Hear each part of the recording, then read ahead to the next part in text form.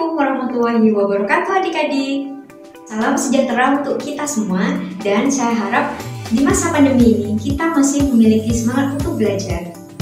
Melalui pembelajaran ini, saya harap adik-adik dapat menganalisis bagaimana sistem politik, ekonomi, sosial budaya, dan pengaruh keberadaan Kerajaan Demak dengan baik dan benar. Oke, sebelumnya perhatikan gambar berikut.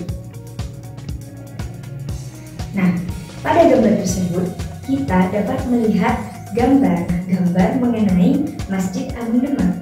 Nah, Masjid Agung Demak merupakan masjid peninggalan Kerajaan Demak yang dibangun oleh Raden Patah sebagai raja pertama di Kerajaan Demak. Demak merupakan kerajaan Islam pertama di Pulau Jawa yang berdiri sekitar abad ke-15. Pada awalnya, Kerajaan Demak ini merupakan bagian dari Kerajaan Majapahit. Namun, ketika terjadi perang saudara di Kerajaan Majapahit, Kerajaan Demak bangkit sebagai kerajaan Islam yang kuat di Pulau Jawa. Berdasarkan Candra Sengkala yang ada di Masjid Demak menunjukkan angka tahun 1403 Saka atau 1481 Masehi yang kemudian dianggap sebagai lahirnya Kerajaan Demak.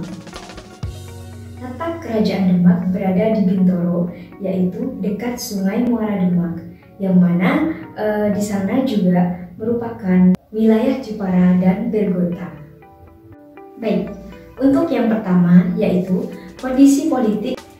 Dalam pemerintahannya, Kerajaan Demak melaksanakan berdasarkan hukum Islam.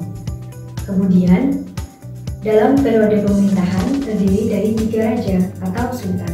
Yang pertama yaitu Raden Patah, kemudian Patiunus, dan yang terakhir yaitu Sultan Trenggalek.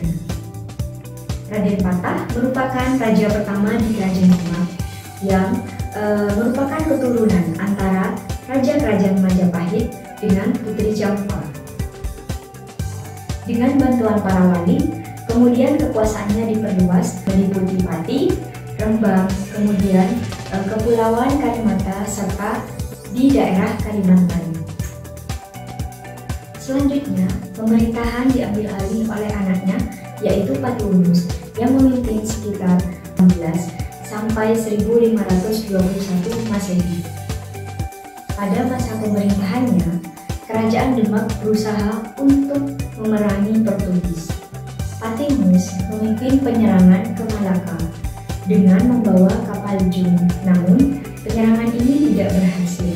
Akan tetapi, menyebabkan Pangeran Patiunus dikenal sebagai Pangeran Sabrang Lor. Sabrang yang artinya menyeberang dan Lor yang berarti utara untuk menyerang Portugis di Malaka. Pada pemerintahan Patiunus tidak dapat bertahan lama karena beliau meninggal dan tidak memiliki keturunan, sehingga kepemimpinan selanjutnya dilanjutkan oleh Pangeran atau Sultan Trenggono. Sultan Trenggono memimpin sekitar tahun 1521 sampai 1546 Masehi. Sultan Trenggono merupakan adik dari Patiunus atau putra ketiga dari Raden Patah. Pada tahun 1522, Sultan Trenggono mengirim Fathahilah untuk menaklukkan Banten, kemudian Sunda Kelapa, serta Cirebon. Kemudian, pada tahun 1527, Kerajaan Demak berhasil merebut Sunda Kelapa dari tangan Portugis, sehingga Fathahilah menyebut Sunda Kelapa sebagai Jayakarta, kemudian menjadi Batavia, dan saat ini disebut sebagai Jakarta. Masa pemerintahan Sultan Trenggono juga menjadi tonggak keruntuhan dari Kerajaan Demak, yang mana ketika Sultan Trenggono lengser dari kepemimpinannya, maka terjadi perebutan kekuasaan, sehingga ini menyebabkan keruntuhan dari Kerajaan Demak. Selanjutnya, kondisi ekonomi pada masa Kerajaan Demak. Kerajaan Demak merupakan penghasil atau pengekspor beras dan didukung oleh adanya pelabuhan yaitu Sedayu, Jepara, Gersik, dan Jaratan. Demak juga memiliki armada laut yang sangat banyak yang meliputi kapal jung sejumlah 40 buah. Letak dari Kerajaan Demak juga strategis, memiliki peran penting dalam menghubungkan perdagangan antar pulau, yang mana Kerajaan Demak berhasil melakukan hubungan antara Nusantara bagian timur dalam sistem perekonomiannya, berorientasi pada sektor maritim serta agraris. Kondisi ini didasarkan pada sektor pertanian yang sangat berkembang di daerah pedalaman. Produk pertanian berupa beras merupakan komoditas yang banyak diperdagangkan hingga keluar kerajaan. Selanjutnya, kondisi sosial budaya Kerajaan Demak.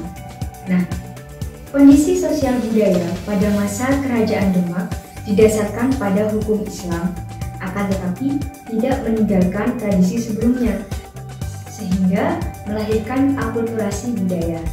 Salah satu contoh dari akulturasi budaya dapat kita lihat dari peninggalan berupa Masjid Agung Demak. Pembahasan terakhir yaitu tentang pengaruh keberadaan Kerajaan Demak. Nah, Kerajaan Demak memberikan pengaruh yang sangat besar terhadap kehidupan masa kini. Yang paling menonjol adalah tentang keberadaan Masjid Agung Demak. Pada masa kerajaan, Masjid Agung Demak digunakan sebagai tempat untuk musyawarah para wali dan untuk beribadah. Namun, pada saat ini kita dapat melihat bahwa masjid selain digunakan sebagai tempat ibadah, juga sebagai tempat kaum ulama atau para wali memiliki posisi yang sangat terhormat di kalangan masyarakat.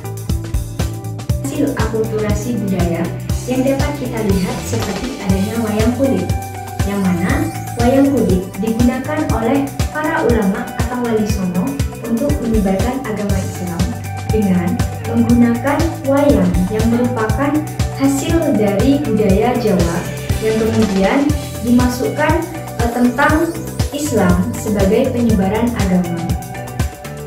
Adanya Masjid Demak ini juga memberikan dampak ekonomi bagi masyarakat sekitar.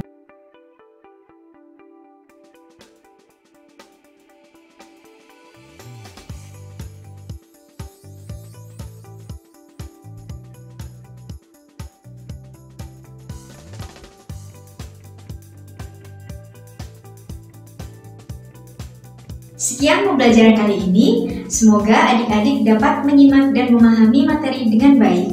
Kurang lebihnya mohon maaf. Wassalamualaikum warahmatullahi wabarakatuh.